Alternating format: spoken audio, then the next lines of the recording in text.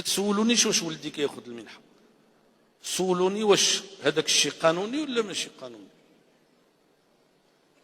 واني مادام جبدتي ولادي غنجبدهم لكم حتى انا واحد واحد.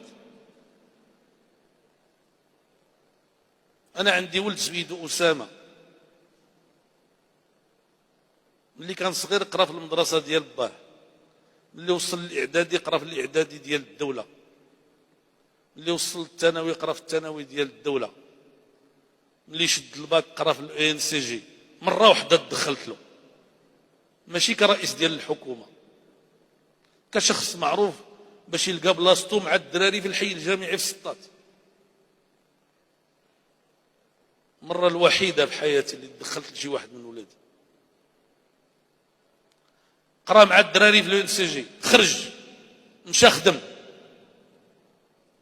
الخدمه ما والماتوش، رجع مشى دار ستاج. كنت انا كنعاونو باش يشري ما ياكل وباش يركب في الطاكسي، ودخل ليسكاو وبقى كيتضارب حتى كمل داك لو سيكل ديال.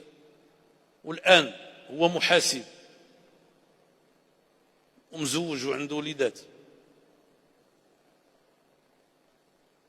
وبعض الناس كيتهربوا منه حيت هو ولد عبد الاله بن كيران، وانا كنساعدو بعض المرات في بعض الحاجيات ديالو. عندكم شي حاجه ما تقولوا في هادشي؟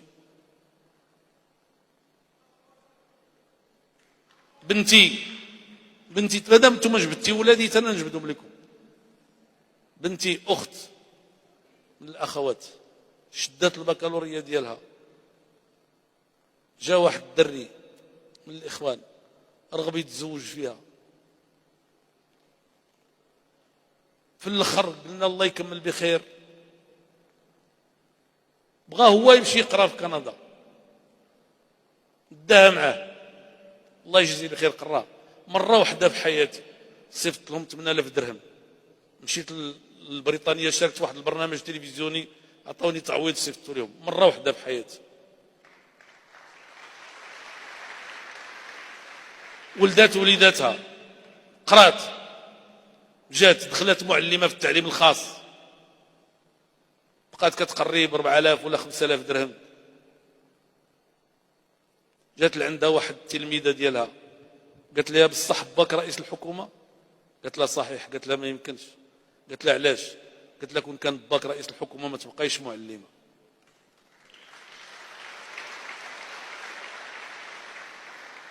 وانا رئيس الحكومه تسجلات بامكانياتها الشخصيه في ماستر في ميتريز، لانه الدوله المغربيه مع الاسف ما اعترفتش لها بالدبلوم ديالها اللي هو دبلوم يساوي الميتريز. تسجلات الميتريز وبقات كتقرا حتى الجوج 3 الليل وانا رئيس الحكومه. وفي نفس الوقت الناس اللي خدموها عجباتهم وعطاوها التأطير، وإلى حد هذه الساعة كانت مؤطرة، الأجرة ديالها 8000 درهم، ودابا راه رجعت للرباط، راه باقي ما لقاتش خدمة، باقي راه كتقلب عليها. بغيتو تعرفوا ولادي؟ الثالثة قرات، ساعتها وليت نائب برلماني، ساعتها قرات في اشواب، تخرجت تزوجات، راه عندها جوج ديال الوليدات، هي وراجلها في الرياض، ماشي دبلوماسي، ما خدامش مع الدولة، خدام مع المواصلات ديال السعودية، مغربة عن أسرتها وعن أبيها وعن أمها وهو رئيس الحكومة، وعندها جوج ديال الوليدات مقابلهم باش كيقدوا يعيشوا ويوفروا لريوسهم باش يشريوا شقة فين يسكنوا. بغيتيو تعرفوا بنتي الثالثة من تزوجات؟ بنتي الثالثة دخلت لدار الحديث الحسنية، ومن بعد كلية الحقوق حصلت على الماستر هنا وحصلت على الماستر هنا. والزوج ديالها وانا رئيس الحكومة خرج مشى لألمانيا باش يخدم، وكان كيلقى الخدمة وكان ما كيلقاهاش، وكاين ايامات اللي ما لقاش الخدمة وكان كيسكن في الجامع ونسيبو رئيس الحكومة.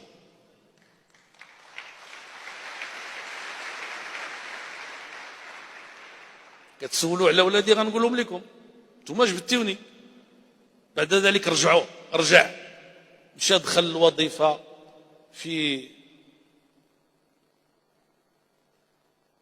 بحال كافة أبناء المواطنين وظيفة عادية في شركة كي يأخذ أجرة متوسطة، وسكن هو ومراته معايا، ومراته باش ديباني راسها وهي حامل على رأس الولادة تدير للدراري دروس وترفيه في الأيام الأخيرة ديال العطلة على مواليدهم يشدوا العطلة باش تصور طرف ديال الخبز أو لا تصور شوية ديال الإمكانيات. وفعلا هذه المرة الثانية ولا الثالثة اللي كديرها ونجحات الحمد لله، وهي على وشك الوضع. الأخير اللي كتكلموا عليه قرا في التعليم المغربي، هو الوحيد اللي قرا في الثانوي في التعليم الخاص ولكن المغربي، مدرسة بن البشير، لأنه كانوا عندي شوية الإمكانيات أحسن باش نخلص عليه، ولأن أمه حصلاتني قالت لك والو هذا يقراني. بعد ذلك دخل لي كلاس بريباراتوار في الليسي ديكارت، دوز عامين أنا اللي خلصت عليه. بعد ذلك دوز لي كونكور، قلت له وليدي جلس قرا في ليسكاو. عيط عليا المدير ديال ليسكاو قال لي راه هو الاول، ما بغى يمشي يقرا في فرنسا، بغى يمشي يقرا في فرنسا. باش غنقريه؟ ما عنديش. امو شاركه هي وواحد ولد عمو في واحد الارض، قال لي يا ولد عمو انا نخلص عليه ملي نبيعوا الارض ناخذ داك الفلوس ديالي.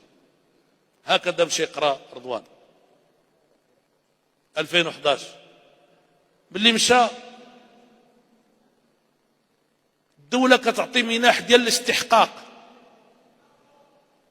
ماشي ديال الاحتياج، ديال الاستحقاق. جرى على راسو، انا ما عارفش داك الشيء كاع، ما عارف حتى حاجه منه. من حقه ولا ماشي من حقه؟ خدا المنحه وانا عاونته شي شويه حتى كمل قرايته الحمد لله. دخل بدا كيقلب هكا هكا هكا حتى لقى ان بيغو ديتود اللي قبلوا معاه، راه هو داخل كيشتغل هو وياه. يعني غير حيت ولد عبد الاله بن كيران خصو ما يقراش. اما الاخرى بنيه معاقه، ما بغيتش نقول هذا الشيء ولكن قلتيو لي ولادك، جبتيو لي ولادي نقولها لكم، والحمد لله عليها، الحمد لله عليها. تزادت الليله اللي غيموت الحسن الثاني كنطلب الله سبحانه وتعالى ما تعذبش هذيك البنيه لا في الحياه ديالي ولا من بعد الممات ديالي. هؤلاء هم اولادي.